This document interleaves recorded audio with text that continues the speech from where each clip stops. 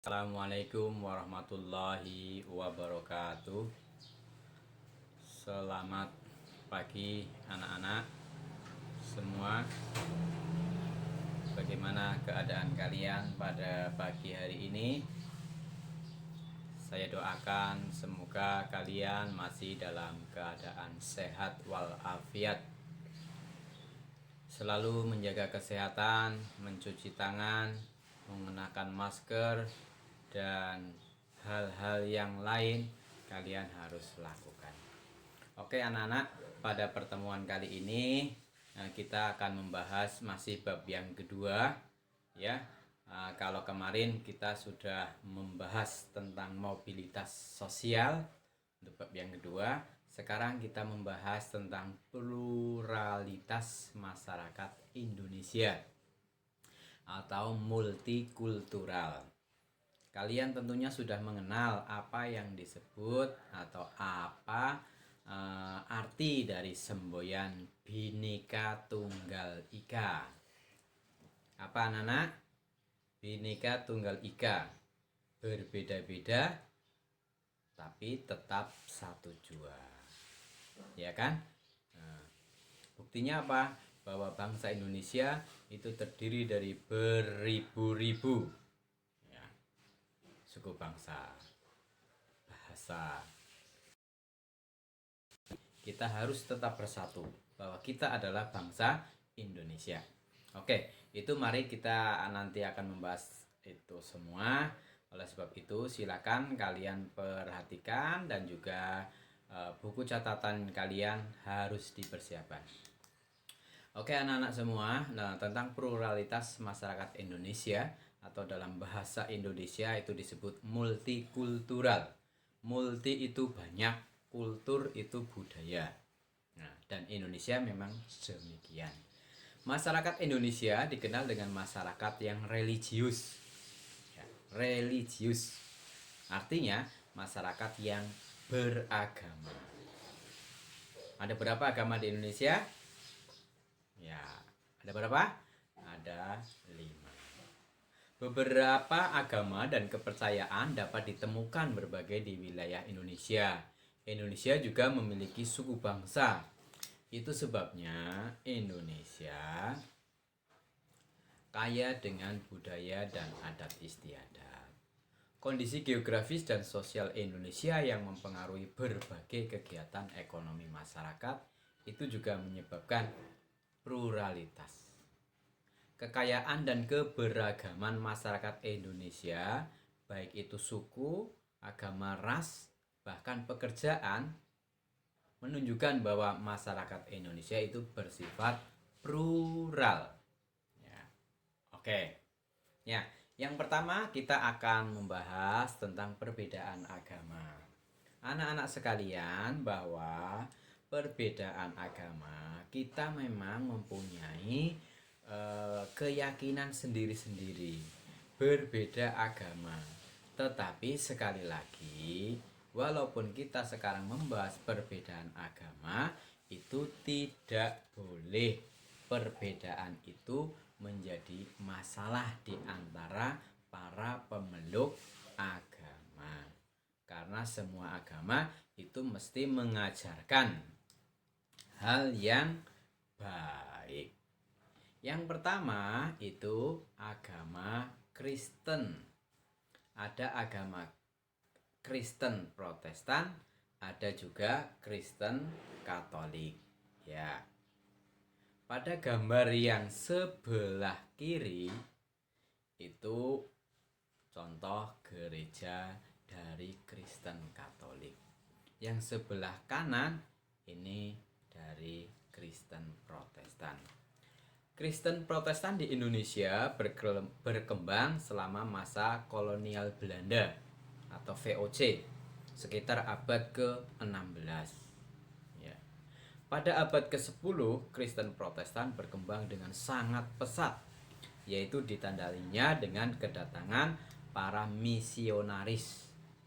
Misionaris itu ya mereka yang membawa agama untuk disebarkan ke beberapa negara termasuk Indonesia. Orang Eropa Contohnya bangsa Belanda yang pernah menjajah kita datang ke Indonesia bukan hanya menjajah, tetapi ternyata menyebarkan agama, yaitu Kristen Protestan. Yang kedua, agama Kristen Katolik ini sudah ada di Indonesia itu sekitar abad ke-8, berarti sudah lebih dulu ya, sebelum penjajahan. Ya, itu sekali lagi agama Kristen itu dibawa oleh para misionaris yang berasal dari Eropa. Ya, yang kedua agama Islam. Agama Islam seperti kita ketahui bahwa agama Islam merupakan agama yang mayoritas bagi penduduk Indonesia. Kita harus sangat bersyukur ada seorang nabi, yaitu Nabi Muhammad Sallallahu Alaihi Wasallam, yang diutus untuk menyebarkan agama Islam. Dan sampai sekarang alhamdulillah kita selaku pemeluk agama Islam harus selalu bersyukur dan juga mengikuti apa yang diajarkan oleh Nabi kita Nabi Muhammad Sallallahu Alaihi Wasallam. Agama Islam tentunya kalian sudah sangat paham. Ada rukun Islam, ada rukun iman, hari-hari besar Islam juga kalian paham. Ada Isra Mi'raj, ada juga Maulud Nabi, ada tahun baru Hijriah, dan seterusnya. Ya, itu agama Islam. Saya kira tidak perlu dibahas terlalu banyak karena kita sesama agama Islam sudah mempelajari tentang agama Islam kita sendiri. Ya, selanjutnya itu adalah agama Hindu. Ya, ini salah satu contoh dari tempat beribadatnya orang Hindu. Ya. Ya, agama Hindu diperkirakan telah masuk ke Indonesia pada sejak awal abad Masehi. Pada saat mempelajari perkembangan agama Hindu di Indonesia, tentunya kita sebagai siswa harus selalu berpedoman pada buku-buku yang sudah ada. Ya, kalian bisa melihat pada halaman 103 buku paket kalian di situ. Ya, silakan dibuka. Ya, oke, sudah dibuka ya. Nah, beberapa upacara keagamaan untuk agama Hindu itu misalnya ada upacara Galungan, ada juga Hari Raya Nyepi dan Hari Saraswati dan sebagainya. Silakan kalian bisa membuka pada buku paket untuk dapat pelajari lebih lanjut. Kemudian agama Buddha. Perkembangan agama Buddha diperkirakan terjadi bersamaan dengan perkembangan agama Hindu. Ya. Beberapa upacara keagamaan yang dapat kalian kenal untuk agama Buddha, contohnya adalah Hari Raya Waisak dan Ulambana. Waisak dirayakan pada bulan Mei pada waktu terang bulan purnama, purnama Sidhi, untuk memperingati 3 peristiwa penting, yaitu lahirnya Siddhartha Gautama mencapai Pangeran Agung dan menjadi Buddha, dan wafatnya menjadi Buddha Gautama. Ya, selanjutnya adalah untuk agama Konghucu. Kehadiran agama Konghucu di Indonesia telah berlangsung berabad-abad lamanya. Ya. Kelenteng itu merupakan salah satu dari tempat ibadah, yaitu ibadah untuk agama mereka. Banyak tempat-tempat ibadah untuk agama Konghucu yang ada di Indonesia yang terkenal dan kadang bahkan menjadi tempat wisata. Tetapi yang namanya tempat ibadah tentunya diperuntukkan untuk kegiatan ibadah bagi mereka. Ya. Selanjutnya tadi sudah perbedaan agama. Sekarang tentang perbedaan budaya. Ya. Kebudayaan adalah segala daya upaya serta tindakan manusia untuk mengolah tanah dan alam.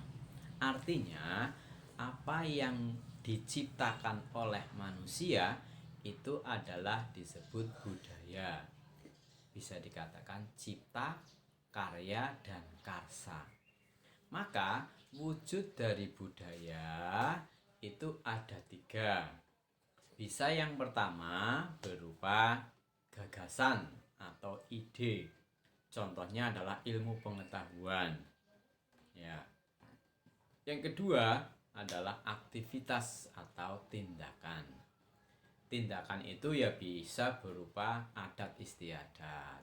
Contohnya kalau di daerah kalian, misalnya pas ada upacara hari, misalnya Isra Mi'raj, misalnya ada upacara Maulud Nabi, mungkin di situ nanti ada istiadat masing-masing tempat wilayah berbeda.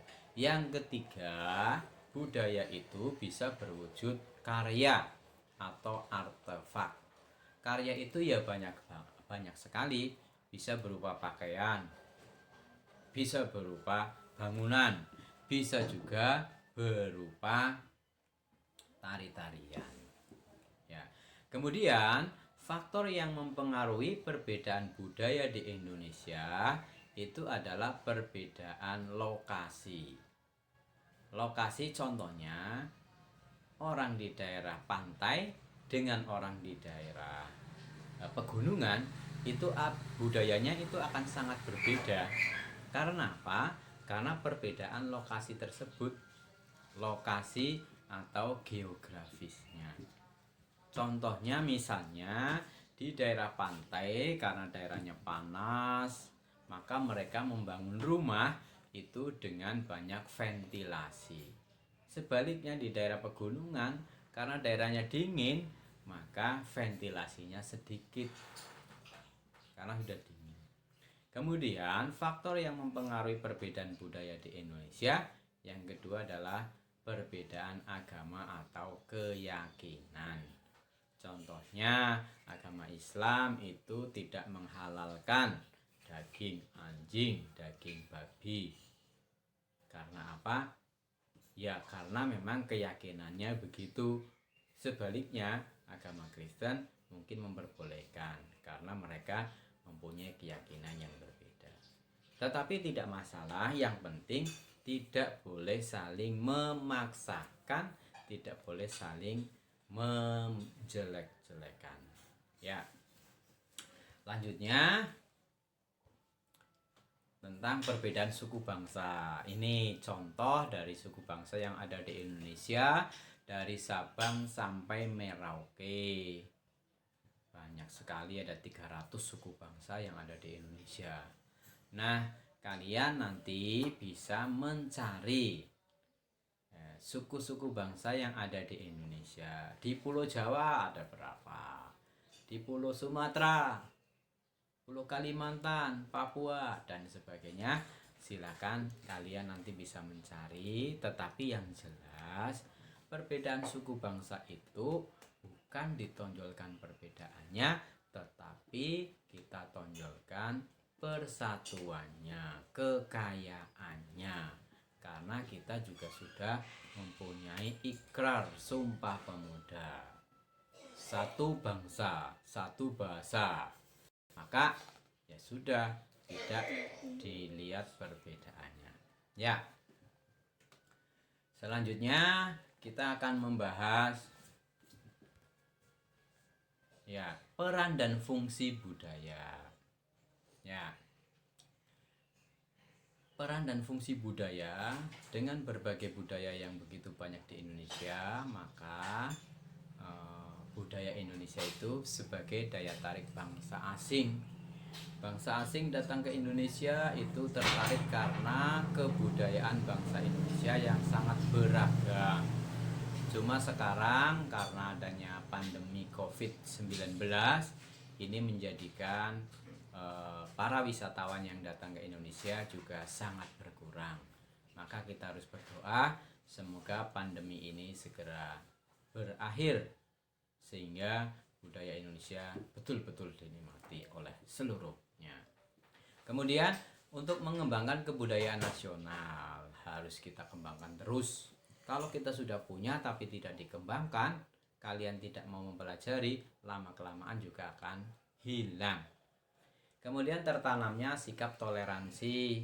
Kita berbeda budaya, berbeda agama, berbeda pekerjaan, tidak boleh saling menjelek-jelekan.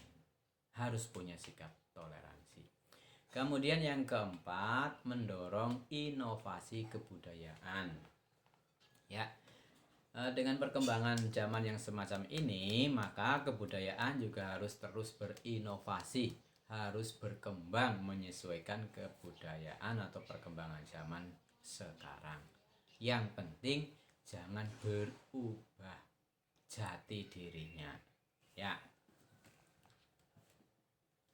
Nah, anak-anak sekalian, tibalah saatnya kalian menjawab pertanyaan-pertanyaan yang ada pada tampilan itu.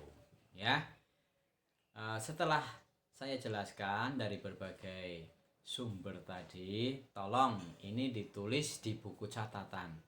Ditulis dulu soalnya, baru nanti kalian kerjakan. Setelah dikerjakan, silakan nanti diupload lewat Google Classroom. 1. Apa yang dimaksud pluralitas masyarakat Indonesia? 2. Bagaimana cara bergaul dengan orang yang berbeda agama dengan kita? Berikan contohnya. Yang ketiga, Indonesia terdiri dari ratusan suku bangsa yang memiliki kebudayaan yang berbeda antara suku yang satu dengan yang lain. Bagaimana sikap kalian terhadap perbedaan yang ada itu? Yang keempat, sebagai siswa, apa yang akan kalian lakukan terhadap kekayaan budaya Indonesia ini? Yaitu silakan nanti pertanyaannya ditulis dulu, jangan langsung jawabannya. Demikian anak-anak, saya kira saya cukupkan untuk materi kali ini tentang pluralitas masyarakat Indonesia. Saya akhiri. Wassalamualaikum warahmatullahi wabarakatuh. Jaga kesehatan dan kerjakan tugas-tugas kalian. Terima kasih.